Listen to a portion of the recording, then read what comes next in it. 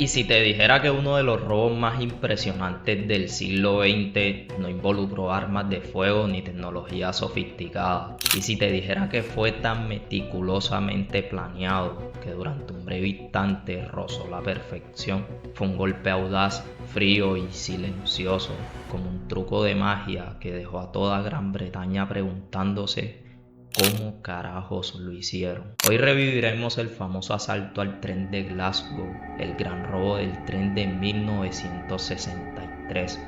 Pero esta vez vamos a mirar más allá del golpe. Vamos a conocer a los hombres detrás del crimen, su historia y cómo se resolvió este increíble suceso. Acompáñame.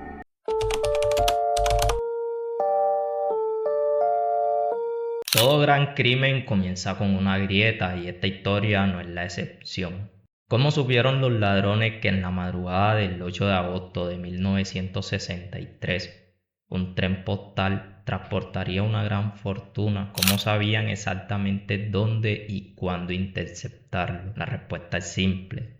Alguien les avisó. Se presume que el grupo recibió información privilegiada de una figura misteriosa conocida solo como The Ulsterman. Nunca se supo su verdadera identidad, ni siquiera todos los miembros de la banda lo conocieron, solo unos pocos, como Bruce Reynolds y Brian Field. Trataron directamente con él. Se cree que era un empleado con acceso a datos confidenciales del sistema postal o ferroviario británico. Él fue quien reveló los horarios, la cantidad de dinero y los puntos vulnerables del trayecto. La conexión fue facilitada por Brian Field, a un joven abogado con conexiones en el crimen organizado y en oficinas gubernamentales. Fue él quien organizó también la compra de la granja donde se esconderían. El tren postal tenía otra debilidad, su rutina. Siempre el mismo horario, siempre la misma ruta, siempre cargado de efectivo, sin mayor protección.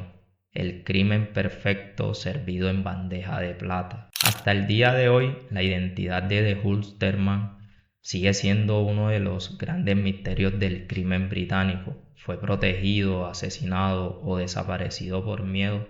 Nadie lo sabe, pero sin él nada de esto habría sido posible.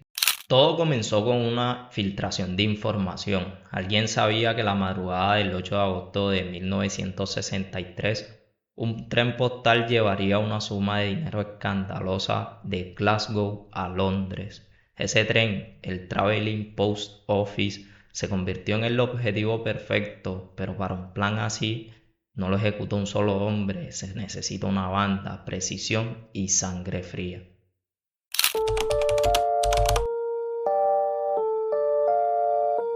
Y eso lo sabía perfectamente Bruce Reynolds, el cerebro de toda esta operación, ladrón profesional y aficionado al arte.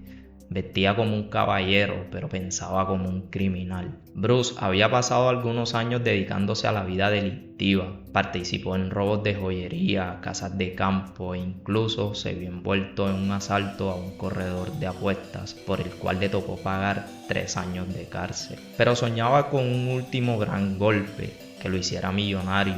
Junto a su socio Buster Edwards, reclutó una banda con precisión casi militar. Fue él quien diseñó cada paso del plan. La banda estuvo conformada de la siguiente manera. Ronnie Biggs, considerado el fugitivo eterno, originario de Londres, carpintero de oficio, con antecedentes menores, fue incluido en la banda porque conocía a un maquinista retirado, el cual sería clave para mover el tren robado. Su rol fue menor, pero su fama despegó tras fugarse de prisión en 1965. Viajó por el mundo, vivió en Australia y finalmente en Brasil, donde las leyes lo protegieron de la extradición. Se convirtió en leyenda urbana y símbolo mediático. Volvió a Reino Unido en 2001 por motivos de salud. Fue arrestado y murió bajo libertad condicional. Buster Edwards, el ladrón con flores, también originario de Londres, carismático, hablador, exboxeador y ladrón con experiencia. Tras el robo huyó a México, pero regresó voluntariamente años después. cumplió su condena y terminó vendiendo flores en la estación de Waterloo. En 1994 fue encontrado muerto. La causa fue catalogada como suicidio, aunque muchos aún lo dudan. Charlie Wilson, el contable encargado de manejar y repartir el dinero robado, frío y meticuloso, fue arrestado y condenado, pero escapó de prisión con ayuda externa. Vivió escondido en Canadá y luego en España, donde fue asesinado a tiros en 1990.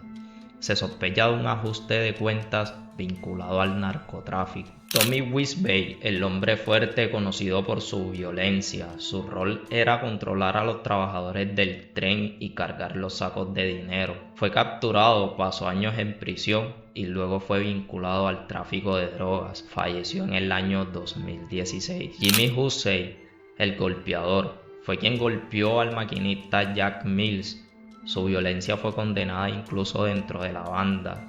Pasó gran parte de su vida entre rejas. Murió sin mucho reconocimiento público. Brian Field, el enlace legal, abogado o asesor legal que conectó a la banda con los contactos logísticos, fue quien organizó la compra de la granja donde se escondieron.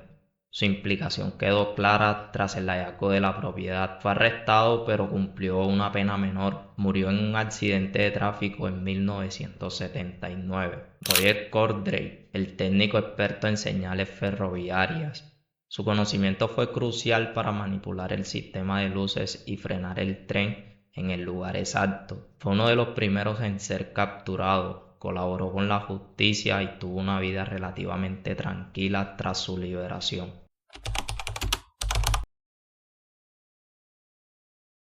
El plan consistía en hacer que el tren frenara en un punto específico de su trayecto para así abordarlo y luego trasladarlo hasta otro punto donde sería saqueado. Como una parada de señal era inesperada en ese momento y lugar, el segundo miembro de la tripulación de la locomotora, conocido como el segundo hombre, David Whitby, de 26 años, bajó de la cabina para llamar al señalero desde un tren a un lado de la línea. Esto hizo descubrir que los cables habían sido cortados. Cuando regresó al tren, fue dominado por uno de los ladrones. Mientras tanto, los pandilleros ingresaron a la cabina de la locomotora por ambos lados. Mientras Mills forcejeaba con un ladrón, fue golpeado por detrás por otro con un coche y quedó semi-inconsciente. Ahora solo quedaba mover el tren al puente Brideo, aproximadamente a unos 800 metros más adelante a lo largo de la vía, donde planeaban descargar el dinero. Uno de los ladrones había pasado meses haciéndose amigo del personal ferroviario y familiarizándose con el diseño y funcionamiento de los trenes y vagones. Sin embargo, en última instancia se decidió que sería mejor utilizar a un conductor de tren experimentado para mover la locomotora y los dos primeros vagones desde las señales hasta el puente. Después de desacoplar los vagones que solo contenían los clasificadores y el correo ordinario. Esa noche el maquinista contratado por la pandilla no pudo operar este nuevo tipo de locomotora. Después de haber conducido trenes durante años, para ese entonces ya estaba jubilado y solo tenía experiencia en otro tipo de locomotoras. Sin ninguna alternativa disponible para ellos, decidieron rápidamente que Mills tendría que mover el tren al punto de parada cerca del puente. Una vez que el tren llegó al puente donde sería saqueado, los ladrones entraron en el carruaje. El personal no pudo poner resistencia efectiva y no había un solo oficial de la policía o guardia de seguridad a bordo para ayudarlos. El personal fue obligado a acostarse boca abajo en el suelo en una esquina del carruaje. Mills y Whitby fueron llevados al carruaje, posados y puestos al lado del personal. Los ladrones sacaron 120 de 128 sacos en un tiempo que rondó los 15 a 20 minutos. Los cargaron en un camión formando una cadena humana. Luego utilizaron dos vehículos Land Rover con placas idénticas para despistar un poco a los testigos. Finalmente llegaron a una granja ubicada a unos 43 kilómetros del punto de robo. Esta había sido adquirida meses antes con la finalidad de usarla como escondite.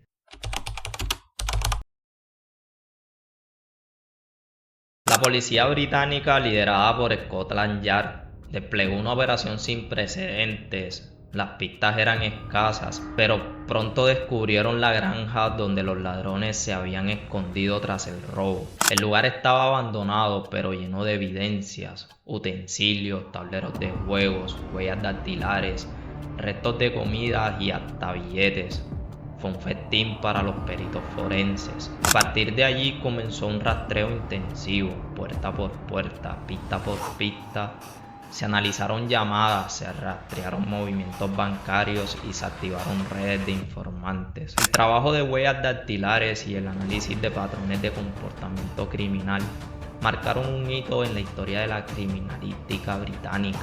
De hecho, este caso ayudó a consolidar el uso sistemático de evidencia forense y el análisis de inteligencia policial como herramientas esenciales en investigaciones futuras de alta complejidad. Los arrestos llegaron en oleadas, algunos cayeron en cuestiones de semanas, otros como Ronnie Biggs y Bruce Reynolds resistieron años, pero casi todos finalmente fueron alcanzados por la ley. Las sentencias fueron ejemplares, hasta 30 años de prisión. El Reino Unido quería enviar un mensaje: el crimen no paga, incluso si no hay disparos. Algunos murieron en prisión, otros en el exilio. Unos pocos lograron rehacer su vida. El dinero en su mayoría nunca fue recuperado. El robo finalmente se convirtió en leyenda urbana en el Reino Unido, con múltiples películas, libros y documentales. Algunos lo ven como un crimen audaz e ingenioso, otros como un acto violento y peligroso que hirió a trabajadores inocentes. Finalmente creo que este parecía una hazaña casi cinematográfica, un tren detenido con astucia, millones de libras sustraídas sin disparar una sola bala, y una organización que rivalizaba con la de cualquier operación militar. Pero detrás de esta imagen casi romántica había violencia real, un maquinista herido y un acto que desestabilizó la confianza en el sistema ferroviario y postal británico. Para muchos los ladrones fueron vistos como héroes populares, rebeldes que desafiaban al sistema. Pero la justicia, lenta pero implacable, demostró que ningún plan es perfecto. Unos platos sin lavar, unas huellas mal borradas y la arrogancia de algunos de los integrantes sellaron el destino del grupo. Ahora bien, me gustaría saber qué opinan ustedes acerca de esta historia y si conocen casos similares. Los leo en los comentarios.